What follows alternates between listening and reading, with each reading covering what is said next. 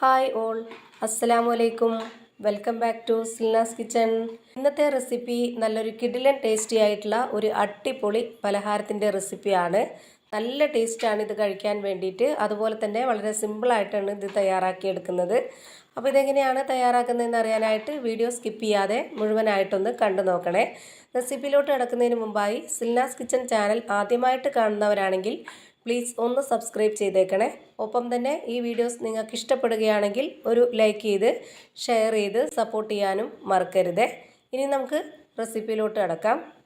അപ്പോൾ ഞാനിവിടെ ഈ ഒരു പലഹാരം തയ്യാറാക്കാനായിട്ട് ഒരു നേന്ത്രപ്പഴവും 12 ബ്രെഡുമാണ് എടുത്തിട്ടുള്ളത്. എത്രയാണോ നിങ്ങൾക്ക് പലഹാരം വേണ്ടത് അതിനനുസരിച്ചുള്ള ബ്രെഡും പഴവും എടുക്കാവുന്നതാണ്.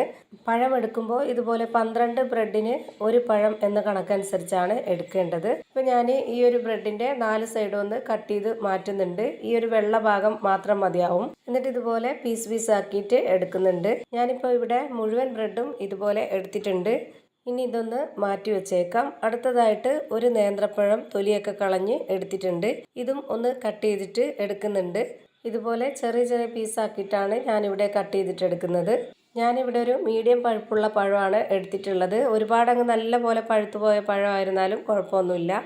പഴുപ്പ് കുറഞ്ഞ പഴം എടുക്കാതിരുന്നാൽ മതി. ഇനി അടുത്തതായിട്ട് നമ്മൾ നേരത്തെ കട്ട് ചെയ്ത് വെച്ചിട്ടുള്ള ആ ഒരു ബ്രെഡ് പൊടിച്ചെടുക്കണം. അപ്പോൾ അതിനു വേണ്ടി ഞാനിവിടെ ഈ ഒരു മിക്സിയുടെ ജാറിലേക്ക് കുറച്ച് ബ്രെഡ് ഇട്ട് കൊടുത്തിട്ടുണ്ട്. ഇനി ഇതൊന്ന് പൊടിച്ചെടുക്കാം. നമ്മൾ കട്ട് ചെയ്ത് വെച്ചിട്ടുള്ള ആ ഒരു ബ്രെഡ് 12 എണ്ണവും ഇതുപോലെ പൊട്ടിച്ചിട്ടതിന് ശേഷം 2 പ്രാവശ്യമായിട്ടാണ് പൊടിച്ചെടുത്തിട്ട് ഇതുപോലൊരു പാത്രത്തിലേക്ക് ഇട്ട് കൊടുക്കുന്നത്. ഇനി ഇതിലേക്ക് ഇട്ട് കൊടുക്കുന്നത് ചിരകിയ തേങ്ങ മിക്സിയുടെ ജാറിലൊന്ന് ക്രഷ് ചെയ്തെടുത്തതിന് ശേഷമാണ് 250 ml കപ്പിൻ്റെ അളവിൽ 1 കപ്പ് ഇട്ട് കൊടുക്കുന്നത്.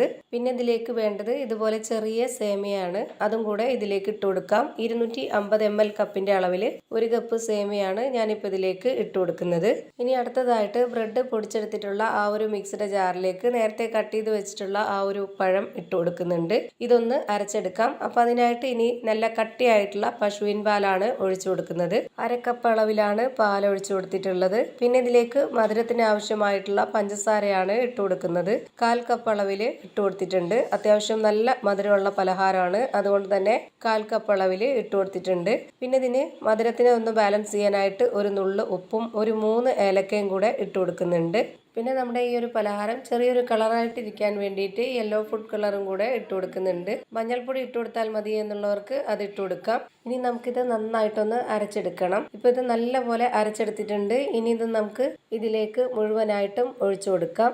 ഇത് നന്നായിട്ട് എല്ലാം കൂടെ യോജിപ്പിച്ചെടുക്കണം. ഇതിൻ്റെ കറക്റ്റായിട്ടുള്ള പരുവത്തിനാണ് ഞാനിപ്പോൾ 1/2 കപ്പ് അളവിലുള്ള പാലും ഒരു പഴവും എടുത്തിട്ട് അരച്ചെടുത്തിട്ടുള്ളത്. ഇതാണ് ഇതിൻ്റെ കറക്റ്റായിട്ടുള്ള പരുവം. ഇനി അഥവാ ഓരോരുത്തരും എടുക്കുന്ന അളവനുസരിച്ച് കുറച്ച് ലൂസായിട്ടാണ് ഇരിക്കുന്നതെങ്കിൽ ഇതിലേക്ക് ഒരു 2 ടേബിൾ സ്പൂൺ അളവിൽ മൈദപ്പൊടിയോ അല്ലാന്നുണ്ടെങ്കിൽ ബ്രെഡ് തന്നെ പൊടിച്ചിട്ട് ഇട്ട് കൊടുത്താലും മതിയാവും. എനിക്കിപ്പോൾ ഇതിൻ്റെ ഒന്നും ആവശ്യം വന്നിട്ടില്ല. ഞാൻ എടുത്തിട്ടുള്ള ഈ ഒരു കണക്കനുസരിച്ച് കറക്റ്റായിട്ടാണ് കിട്ടിയിട്ടുള്ളത്.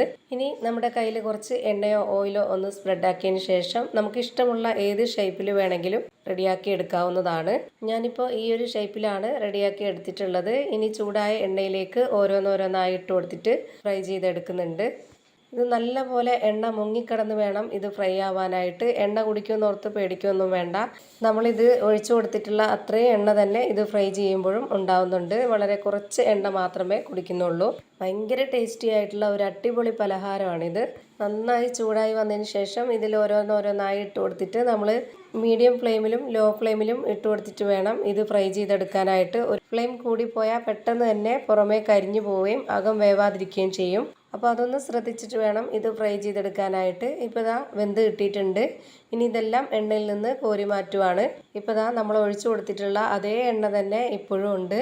അപ്പോൾ ഇതേപോലെ തന്നെ എല്ലാം ഞാനിവിടെ ഫ്രൈ ചെയ്ത് ഒരു പാത്രത്തിലേക്ക് മാറ്റിയിട്ടുണ്ട്. നല്ല ടേസ്റ്റി ആയിട്ടുള്ള ഒരു അടിപൊളി പലഹാരമാണ് റെഡിയായി കിട്ടിയിട്ടുള്ളത്. തീർച്ചയായിട്ടും നിങ്ങൾക്ക് എല്ലാവർക്കും ഇഷ്ടമാവും. അപ്പോൾ ഇതുപോലെ ഒരു തവണ നിങ്ങളും ഒന്ന് ട്രൈ ചെയ്ത് നോക്കുക. ഒരു തവണ ഉണ്ടാക്കി കഴിച്ചു കഴിഞ്ഞാൽ പിന്നെ നിങ്ങൾക്ക് വീണ്ടും ഉണ്ടാക്കി കഴിക്കാൻ വേണ്ടി തോന്നും. അത്രയും ടേസ്റ്റി ആയിട്ടുള്ള ഒരു പലഹാരമാണ്.